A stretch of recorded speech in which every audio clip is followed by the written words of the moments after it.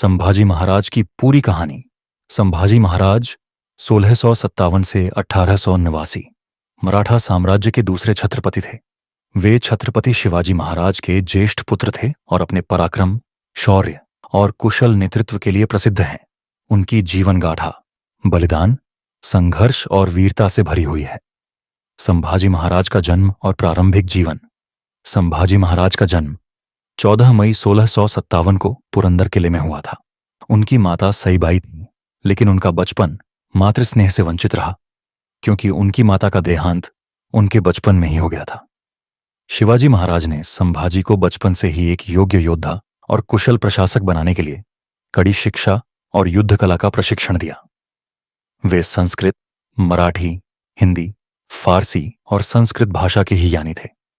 संभाजी महाराज और मुगलों का प्रभाव संभाजी महाराज को कुछ समय तक जय सिंह, आमेर के राजा के यहां रहना पड़ा, जहां वे मुगलों के संपर्क में आए, लेकिन उनकी आत्मा स्वतंत्रता की थी और वे हमेशा अपने पिता के आदर्शों पर चले।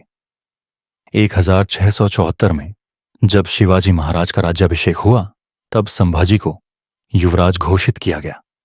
संभाजी और शिवाजी महाराज के बीच मतभेद। संभाजी महाराज की शादी 1678 में येसुबाई से हुई, लेकिन धीरे धीरे उनके और शिवाजी महाराज के बीच मतभेद बढ़ने लगे। कुछ कारणों से संभाजी महाराज को पन्हाला किले में नजरबंद किया गया, लेकिन वे वहां से भाग निकले और मुगलों के पास चले गए। हालांकि जल्द ही उन्हें अपनी गलती का एहसास हुआ और वे मराठा सेना में वापस लौट आए। छत्रपति के रूप में राज्य संभालना 1681। शिवाजी महाराज के निधन 1680 के बाद मराठा साम्राज्य में उत्तराधिकार को लेकर संघर्ष हुआ। उनके सौतेले भाई राजाराम को कुछ दरबारियों का समर्थन मिला, लेकिन अंततः संभाजी महाराज ने खुद को छत्रपति घोषित कर दिया। उन्होंने अपनी वीरता और प्रशासनिक क्षमता से मराठा साम्राज्य को मजबूत किया और अपने शत्रुओं को कड़ी टक्कर दी। संभाजी महाराज की युद्ध नीति और उपलब्धियां। संभाजी महाराज ने अपने शासनकाल में कई आक्रमणों का सामना किया और वीरतापूर्वक युद्ध लड़े। उन्होंने मुख्य रूप से 3 शक्तिशाली शत्रुओं से लोहा लिया। 1 मुगल साम्राज्य, औरंगजेब। 2 पुर्तगाली। 3 सिद्दी और अंग्रेज। उन्होंने दक्षिण भारत में मराठा प्रभाव बढ़ाने के लिए मैसूर और हैदराबाद पर भी आक्रमण किए। संभाजी महाराज की गिरफ्तारी और बलिदान 1689। औरंगजेब ने कई वर्षों तक मराठों को हराने की कोशिश की, लेकिन असफल रहा। आखिरकार 1689 में गणेश नाम के एक विश्वासघाती व्यक्ति ने संभाजी महाराज के ठिकाने की सूचना मुगलों को दे दी।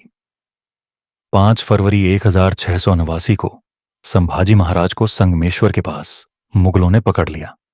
उन्हें और उनके साथी कवि कलश को औरंगजेब के सामने पेश किया गया। औरंगजेब ने उनसे इस्लाम कबूल करने को कहा, लेकिन संभाजी महाराज ने इसे ठुकरा दिया। इसके बाद उन पर क्रूरतम अत्याचार किए गए। उनकी आंखें फोड़ने की कोशिश की गई, उनके नाखून उखाड़े गए, उनकी त्वचा को काट काट कर निकाला गया। आखिरकार 11 मार्च 1689 को उनकी हत्या कर दी गई। उनकी मृत्यु ने मराठा साम्राज्य में आक्रोश भर दिया और मराठों ने अगले कुछ दशकों में मुगलों को करारी शिकस्त दी। संभाजी महाराज की विरासत। संभाजी महाराज केवल 31 वर्ष की उम्र में शहीद हो गए, लेकिन उनका बलिदान व्यर्थ नहीं गया। उनकी वीरता और दृढ़ता के कारण मराठों में जोश भर गया और उनके बाद राजाराम महाराज तथा ताराबाई ने संघर्ष जारी रखा। संभाजी महाराज की शहादत ने मराठा साम्राज्य को और अधिक शक्तिशाली बनाया और आगे चलकर छत्रपति शाहू और पेशवा बाजीराव के नेतृत्व में मराठों ने पूरे भारत में अपनी धाक जमाई। निष्कर्ष, संभाजी महाराज न केवल एक महान योद्धा थे, बल्कि एक सच्चे राष्ट्रभक्त भी थे। उन्होंने अत्यधिक यातनाएं सहकर भी धर्म नहीं बदला और अपने आत्मसम्मान के लिए प्राणों की आहुति दे दी। उनके बलिदान ने मराठा साम्राज्य को नई ऊर्जा दी और मुगलों के पतन की नींव रखी। आज भी संभाजी महाराज को धर्मवीर के रूप में याद किया जाता है और उनकी वीरता की गाथाएं मराठा इतिहास में स्वर्ण अक्षरों में लिखी गई हैं।